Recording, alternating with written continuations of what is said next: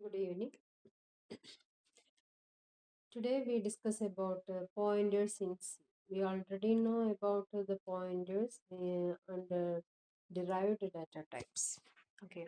അപ്പോൾ പോയിന്റർ എന്താണെന്നുള്ളത് നമുക്കറിയാവുന്ന കാര്യമാണ്. അപ്പോൾ അതൊന്നുകൂടെ റിവിഷൻ ചെയ്യുന്ന പോലെ ആണ് ഞാൻ ക്ലാസ് എടുക്കുന്നത്. കാരണം ആൾറെഡി പറഞ്ഞ കാര്യമാണല്ലോ. അപ്പോൾ പോയിന്റേഴ്സിനെ നമ്മൾ യൂസ് ചെയ്യുന്നത് മെമ്മറി ലൊക്കേഷനെ പോയിന്റ് ചെയ്യാൻ വേണ്ടിയിട്ടാണ്. അതാണ് to point memory location. Pointer വേരിയബിളിൻ്റെ definition is a variable that hold the address of a variable. ഒരു വേരിയബിളിൻ്റെ അഡ്രസ്സ് ഹോൾഡ് ചെയ്യാനാണ് പോയിന്റർ വേരിയബിൾസിനെ നമ്മൾ ക്രിയേറ്റ് ചെയ്യുന്നത്. അപ്പോൾ അതാണ് അതിൻ്റെ ഡെഫിനിഷൻ. പോയിന്റർ എന്നുള്ള പേര് കിട്ടാൻ കാരണം മെമ്മറി ലൊക്കേഷന് പോയിന്റ് ചെയ്ത് നിൽക്കുന്നു. ഡബിൾ പോയിന്റർ വേരിയബിൾ എന്ന് പറഞ്ഞാൽ എന്താണ്? Address of pointer variable.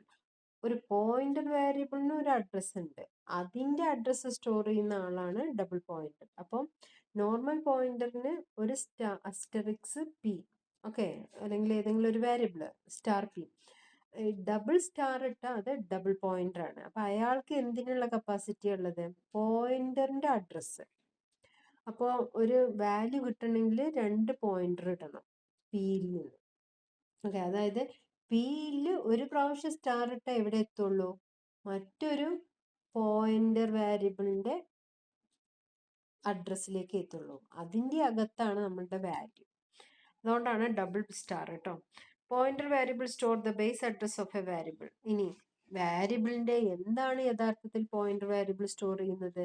ഒരു വേരിയബിൾ എന്ന് പറയുമ്പോൾ സപ്പോസ് ഇൻഡി എ ഒരു വേരിയബിൾ ആണ്. അതിൻ്റെ സൈസ് എന്താണ്? 2 ബൈറ്റ് അല്ലെങ്കിൽ 4 byte based on machine type. Okay, അപ്പൊ 2 ബൈറ്റ് എന്ന് പറഞ്ഞാൽ ഒരു ബൈറ്റിന്റെ അഡ്രസ്സ് ഇവിടെ സ്റ്റോർ ചെയ്യുള്ളൂ. അതാണ് ബേസ് അഡ്രസ് എന്ന് പറയുന്നത്.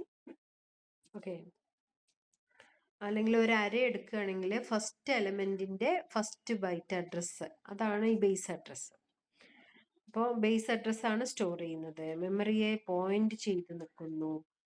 ഓക്കെ, മറ്റുള്ള ആൾക്കാരുടെ അഡ്രസ്സ് സ്റ്റോർ ചെയ്യുന്ന ആളാണ് പോയിന്റർ വേരിയബിള്. ഡബിൾ പോയിന്റർ എന്ന് പറഞ്ഞാൽ അങ്ങനെയുള്ള ഒരു പോയിന്റർ വേരിയബിളിന്റെ അഡ്രസ്സ് സ്റ്റോർ ചെയ്യുന്ന മറ്റൊരു പോയിന്റർ വേരിയബിൾ.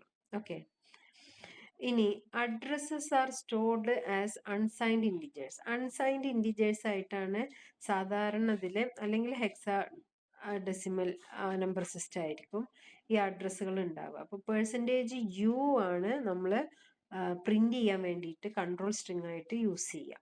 ഓക്കെ, ഇനി ഒരു അഡ്രസ് ഓപ്പറേറ്റർ എന്ന് പറയുന്നത്, അല്ലെങ്കിൽ ഒരു വേരിയബിളിന്റെ അഡ്രസ്സ് നമുക്ക്